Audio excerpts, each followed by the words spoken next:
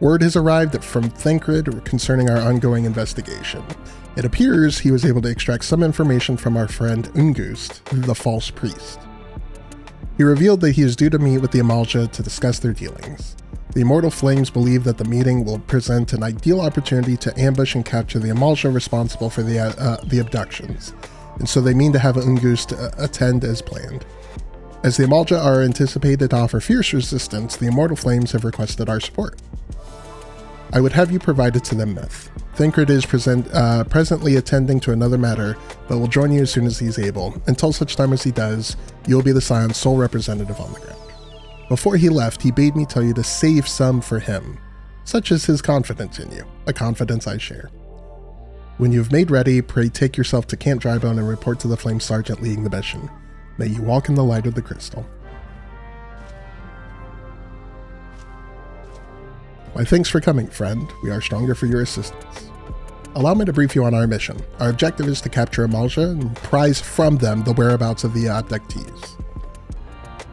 Wait, something's amiss. It's a trap!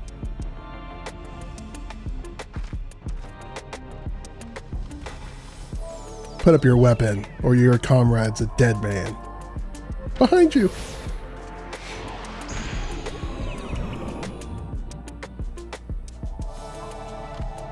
So sleepy.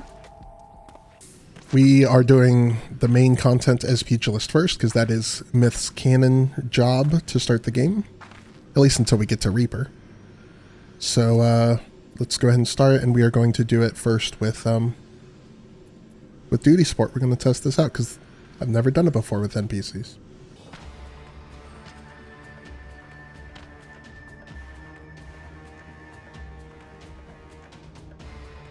Lord of the Inferno, hearken to our plea. Lord of the Inferno, deliver us from our misery.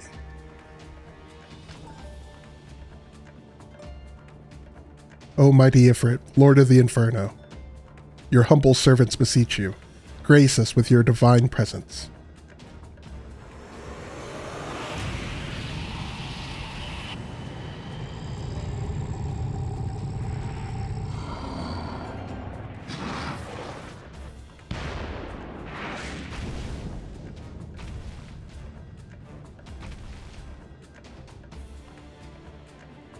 O mighty Ifrit, we bring before you ignorant savages who know not of your godhead. If it please you, Lord, scorch their heathen souls with your cleansing flame and mark them as your own. Bloody hells! Bring those two as well.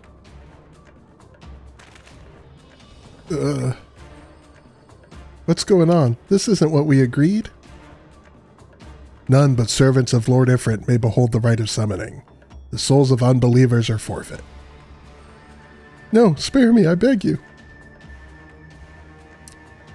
Pitiful children of man, by my breath I claim you. Arise once more as my loyal minions, feed my flames with your faith, and all who stand against us shall burn.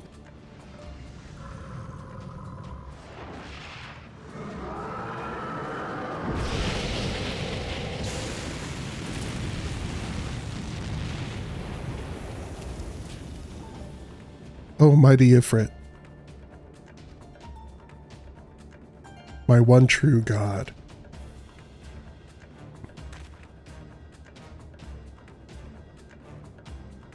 Your words are my bread. Impossible! By what sorcery do you resist my master's will?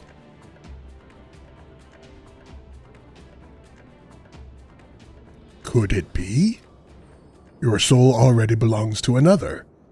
Yes, that is the only explanation.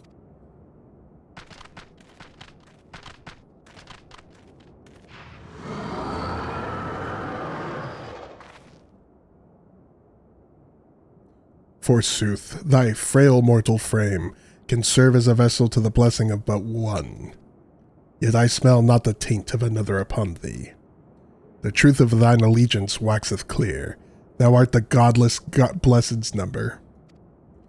The paragons warned of thine abhorrent kind. Thine existence is not to be suffered.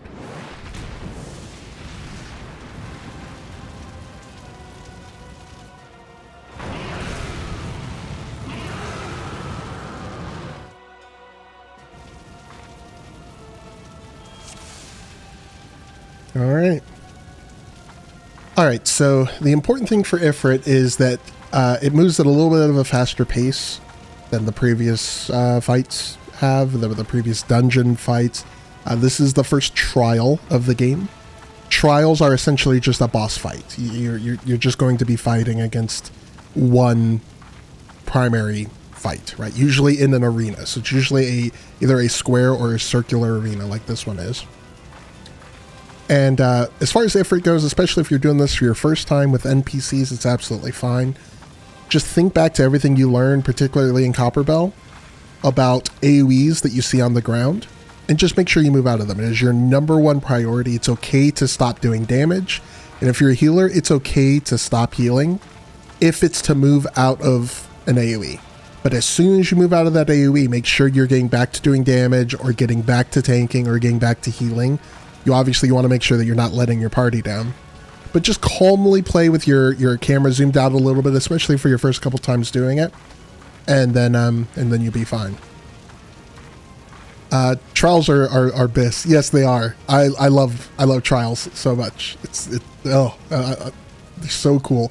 They each have their own unique soundtrack, and obviously they have their own unique mechanics, and they're very cinematic. It's just so good. So as far as Ifrit goes, the only thing you need to know as a new player who's never done this that is of import is that about halfway through the fight, he's going to summon down what's called a nail. It's like a spear. There's this big spear that will appear, and you have to kill that spear before he finishes casting his big spell.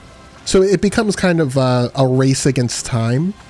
So just be mindful, be looking out for that nail. You'll see it. Trust me, you'll see as we do it. But you just kill the nail and then you kill him while dodging his AoEs and all of that. So take it slow and I'm sure you'll be fine. All right, let's give it a try.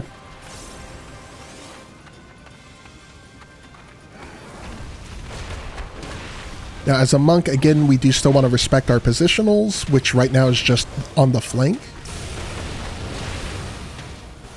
You do not want to be standing in front of him because he does do that conal AoE similar to the giants that we experienced before in Copperbell.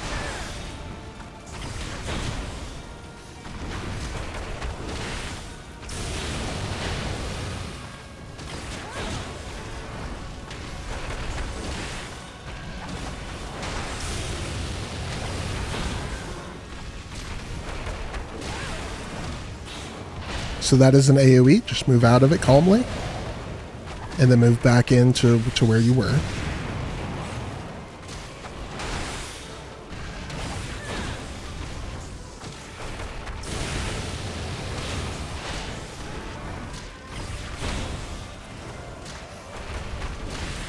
So if you're a healer back there, and as you'll see on the healer version of this fight in my video, you're very likely to get those cast on you.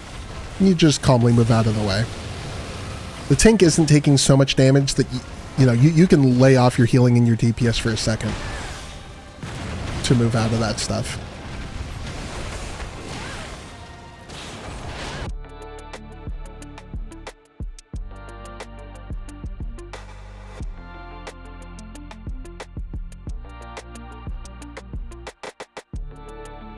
All right, so here's our nail. So we're immediately going to switch to the nail. Which again, as a monk, you'll notice if you target it, there is still positionals on it. So right now we are on the flank because it's facing to our right.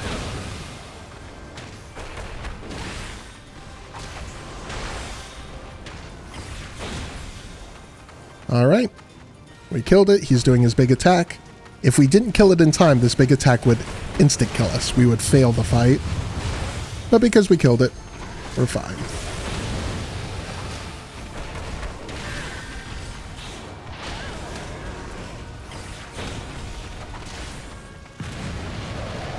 Notice how we moved out of the way. All right. Move out of the AoE. Move back in.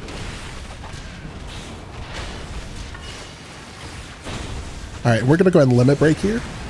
As a melee DPS, you should be doing the limit break.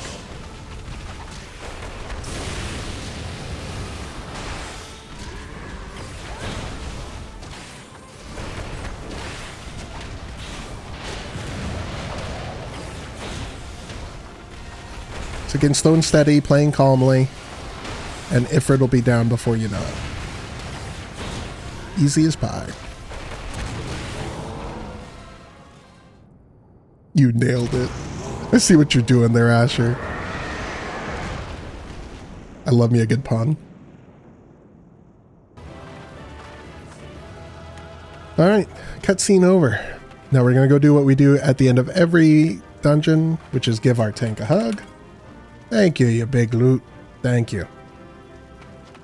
I appreciate you for tanking for us. So as a tank, it's very similar to everything else. So in a trial, unlike a dungeon, you're almost exclusively fighting one single enemy at a time. Almost exclusively. There's a couple of exceptions, some trials that have like phases where there's multiple things for you to target, but more often than not, trials are exclusively single target DPS situations. So unlike a dungeon where we're looking at controlling the pace of the run, and we're using our AoE abilities to group enemies up, right? That's the name of the game for dungeons as a tank. That's what you've been learning in Sistasha and Tamtera and in Copperbell. Coming into Bowl of Embers and in the future, any trial, so the trial tab in your duty finder, right? You need to kind of change your mindset to be, as a tank, it's about doing that single target DPS. So you want to make sure that you're filling every global cooldown, just like every class. Always be casting, always be using an ability, weaving in your DPS ability. So for Gladiator, that's fight or flight. Obviously, the other tanks have other similar abilities that increase the damage that they're doing. So you want to be using those. But against a trial, there's going to be two additional elements that are super important for a tank. So number one, it's positioning of the boss. Positioning of the boss is incredibly important as a tank, especially since you're going to have DPS classes that have positionals like Monk or Dragoon, Samurai. They don't have many anymore, but there are still some positionals that they want to be making sure they're hitting. If you're running around like a chicken with their head cut off, spinning the boss around, your DPS are going to hate you because you're making it hard for them to do their rotations correctly. Them doing their rotations incorrectly means they're doing less damage, which impacts how fast the run happens. And in harder content, it'll impact the ability for you to be successful on the run in the first place. So positioning. In addition, oftentimes there are complex mechanics in the trial itself that the positioning of the boss impacts, right? So in Bowl of Embers, in this trial in particular, and when it comes up, I'll call it out, I'll freeze frame, I'll add it to the video, but just for us to go in, the important thing for Bowl of Embers is Ifrit is, like many trials, he has a cleave. This is different from AoE markers. So you know, in the dungeons you've ran, you've seen a myriad of AoE markers on the ground. They're usually in a cone, so a V shape in front of the enemy, or they're circular. Those are the two primary AoE markers that you've seen. Boss cleave is a different mechanic. So we did technically see it in Copperbell, the big giants, they did a cleave as well. What that means is whenever they attack, they not only hit the tank that they're always facing, they're always going to be facing the tank who has aggro, but they also their auto attacks will also hit anybody else that's in front of them. So again, thinking of that cone AoE marker that we have seen before, pretend that any boss that you're fighting in a trial or in a raid setting, pretend that every one of their auto attacks also automatically has that cone in front of them. So as a tank, it is very important that you don't run somewhere where the boss turns to follow you and then the boss attacks and hits one of your teammates. With Ifrit, that's going to be very, very, like, it's a low possibility. And in fact, if I remember correctly, Ifrit doesn't cleave on every attack. Ifrit only cleaves once every several attacks. He does this different animation where it's like it's a conal AoE fire attack that he breathes fire. And that's part of the game just teaching you this mechanic, right?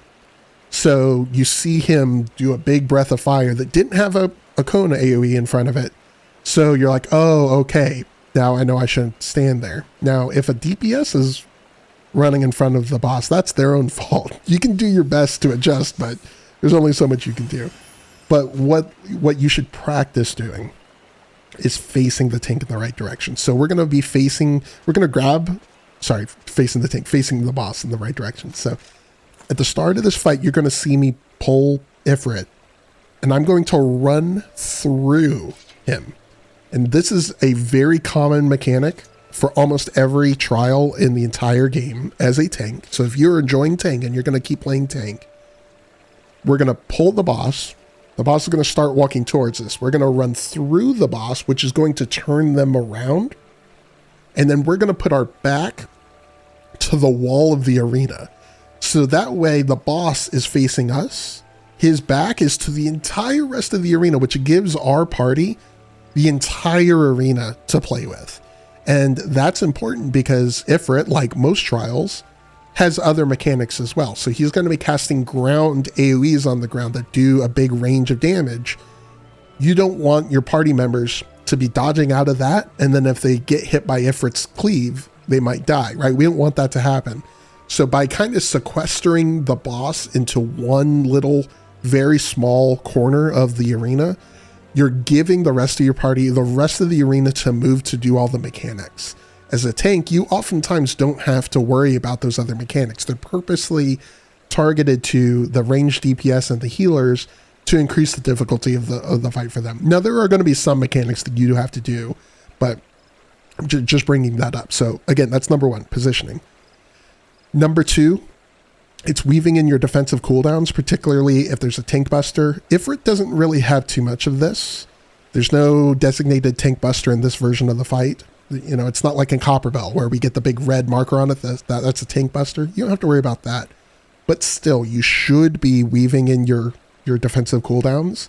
While your defensive cooldowns are up, you're taking less damage, which means the healer can be doing more damage during the fight. You want the healer to be doing damage and not spamming you with heals, because then they're not being productive. They're not helping kill the boss, right?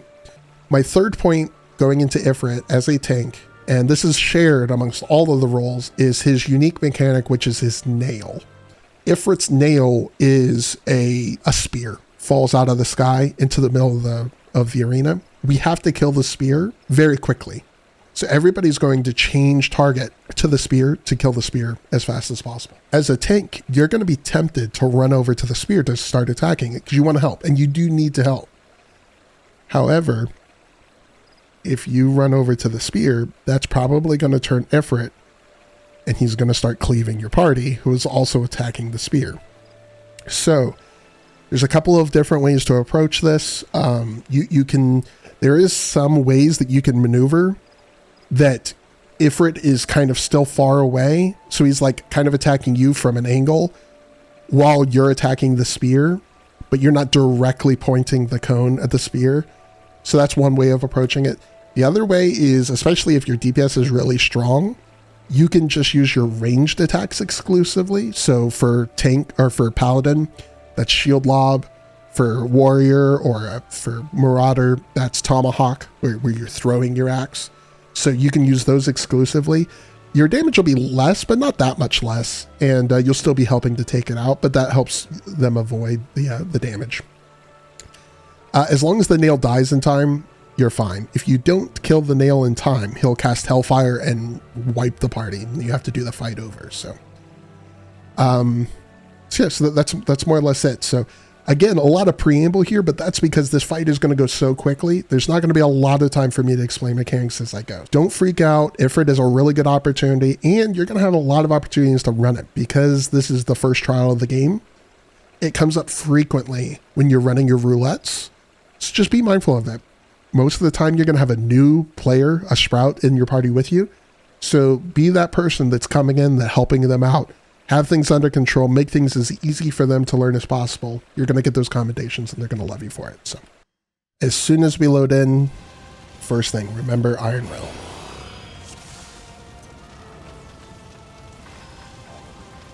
All right. So as I mentioned, we are going to do a shield lob and we're running through Ifrit. And then I'm going to back him up into this corner here.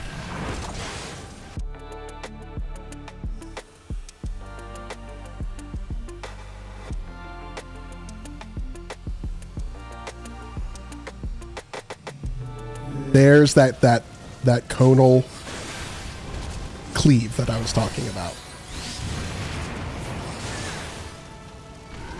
So by being in this corner, there's a 0% chance that my party members are going to take the damage.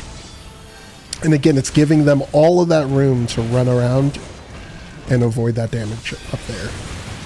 Now we are playing zoomed out because we want to see when the nail drops, that spear drops. There's the infernal nail. So I'm throwing my shield at it.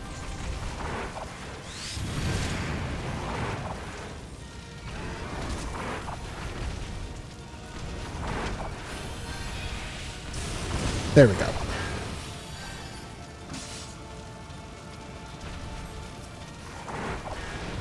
You're going to be tempted to run. This is a raid-wide damage, so no matter where you go, it's going to do damage. But I'm standing still, so that way Ifrit will come immediately back to me. Again, just doing my rotation.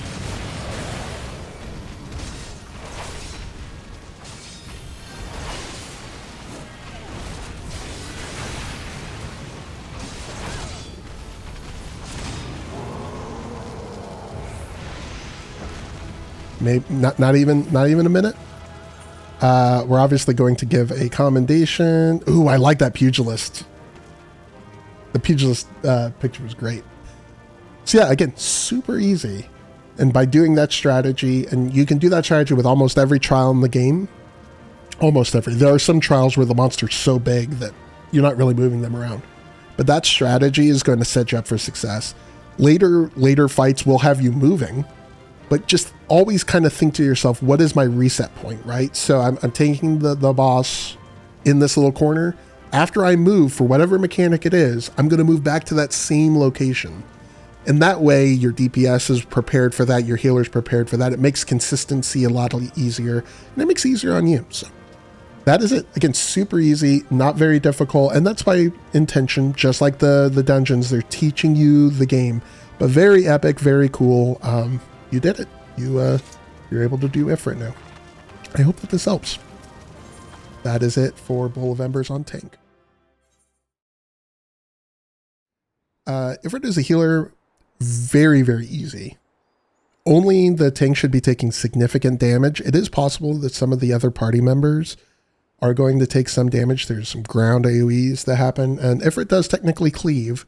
So if your tank is not doing a good job of moving Ifrit around, your other party members might get hit by his flame cleave. That being said, again, this is very much a situation where you only need to heal the tank primarily, and you need to avoid the ground targeting AoEs. So when you see it and there's like a bunch of like fiery cracks on the ground, just calmly move out of the range of it. Even if you're in the middle of casting, you do definitely want to prioritize moving out of it. Outside of that, healer for Bowl of Embers, you just need to switch target to do damage to the nail. You are expected to attack the nail. So just make sure you switch target to the nail once the spear comes down in the middle of the fight, the infernal nail. Kill that. But then you're going to be spending most of this fight doing your single target, keeping arrow up on Ifrit, and then just casting stone 2, stone 2, stone 2 over and over and over. Same as what we did with Sastasha, and same thing we did with Tamtera. It's very similar to those boss fights. So definitely the easiest role for Bowl of Embers. Right? All right. So again, the tank is going to pull. As soon as the tank pulls, we're going to start with arrow, and then we're going to start casting stone over and over and over.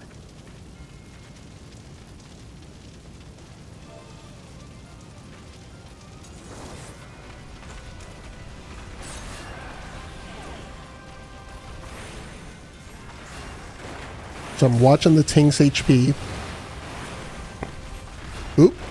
No tank stance. No tank stance. All right. We've got to run. All right, so this is the ground target AoE. Again, just making sure we move out of it. So because the tank didn't have tank stance on, we all got cleaved by Ifrit, which, it happens. I've definitely been there. All right, gonna refresh arrow. And the nail is there, so switch to the nail.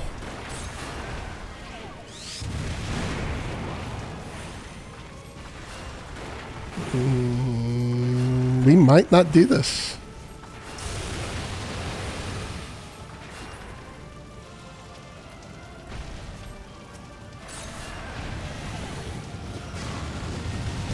Okay, we're fine. So for that room-wide AoE, oh god, we're technically in front of him. We just got cleaved. I did the thing I said not to do. Yeah, what a mess.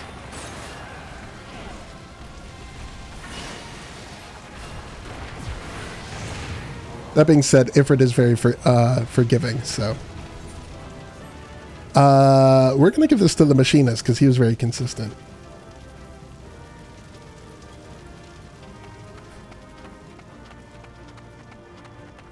That's a really good example, though, of, and I made a point of saying in my tank portion of the guide, remember to turn on your tank stance. It's very easy to forget to do so, but it's a-okay. He did fine, so. But yeah, so if you're watching this, don't do what I did. Definitely don't get hit by those cleaves. Don't freak out too much when you have to move. Heal up your party members and do damage to the nail, and you'll be fine. Bowl of Embers, very easy on healer, so. Bowl of Embers on Archer.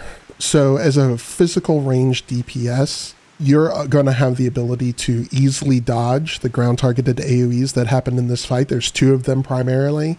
One is a single person will be targeted with it. It looks a little different than ones you've seen previously, but you'll definitely notice it when you see it. It's got like the floor is like all cracked with fire. So keep casting, keep doing your attacks, but just move out of it. The second one comes later in the fight. And he basically puts 4 of them down in the center of the arena, and all you have to do is move to the outside of the arena. As a ranged DPS, you should already be on the outside of the arena at about max distance from Ifrit. I'll kind of show you a good place to stand. And if you stand in that location, you can essentially stand still the entire fight and do your rotation. Ifrit dies very quickly. You should only have to have Venomous Bite cast 1 time. Maybe twice, depending on the fight. So the only real nuance to this fight for you as an archer is to make sure you switch to fighting the Infernal Nail, which is that spear that comes down in the middle of the arena. When that drops, switch targets. Stop attacking Ifrit and attack the Infernal Nail. If you don't kill the nail fast enough, it will wipe the raid. He'll cast Hellfire and kill everybody. This is a mechanic that's really important to learn now, because later in the game, there are other trials, even harder versions of the Ifrit trial, where there is not only the one Infernal Nail, but multiple Infernal Nails, and the timing is a lot narrower. So you want to really make sure you practice this idea of switching targets, burning down a target that needs to be killed in very quickly as a part of the mechanics of the fight, and then switching back to Ifrit. So again, this is single target the entire time. We're never going to be doing AoE.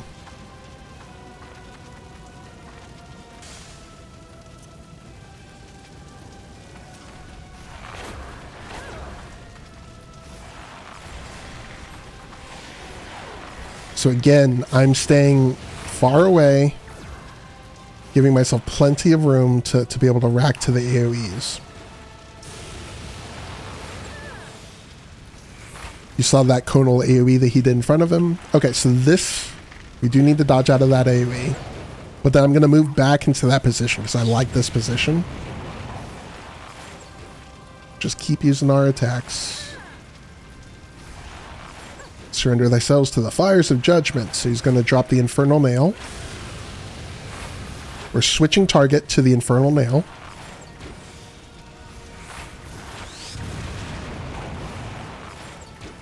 Alright, so the tank is turning him to attack the nail. Just something we need to be careful with because we could be cleaved.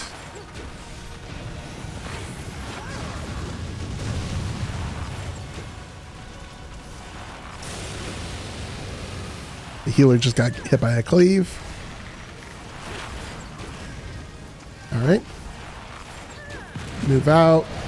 Move back in. Then we're going to see his other AoE just for a second.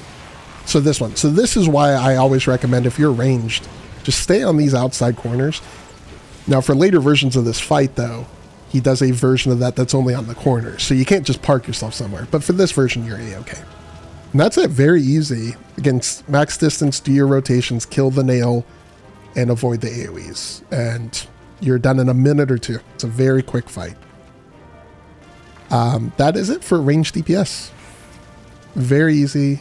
If this is your first class, it's really good to practice doing those attacks while moving, avoiding those AoEs, and you're going to have a good time.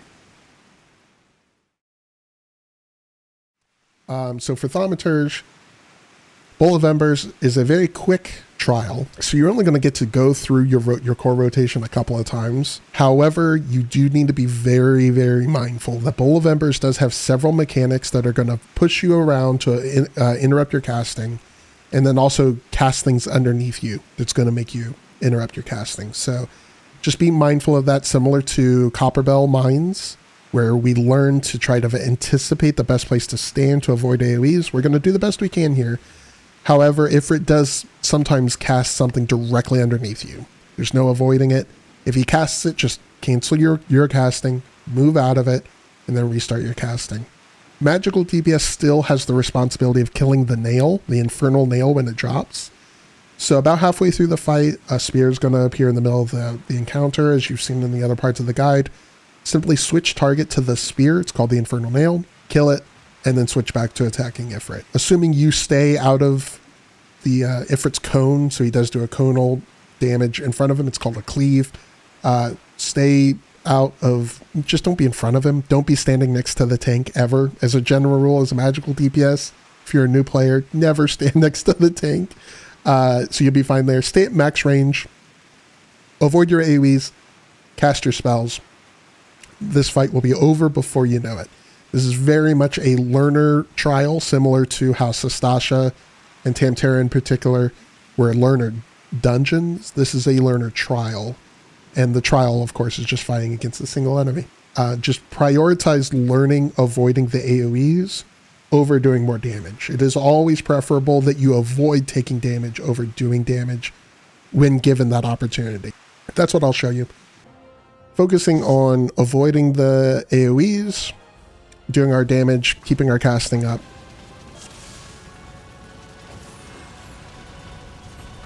All right. So we're going to start by casting Thunder. Again, we're staying at a distance here.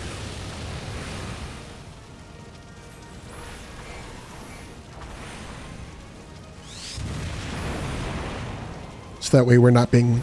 We don't want to... That knockback would interrupt our casting. So that's why we're staying at such a distance. All right, the healer got targeted with that one that time, so that's good. We don't have to move. All right, we're going to refresh Thunder. And let's prepare for the Infernal Nail. It will be dropping here. Surrender thyself to the fires of judgment. There's the nail.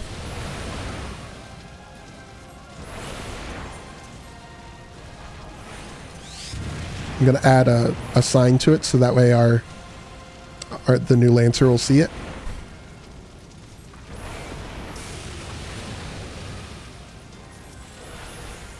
There we go. I think we're good.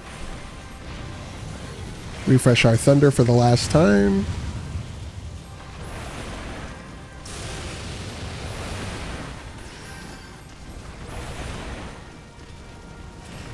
Alright, this time we were targeted, so we have to move.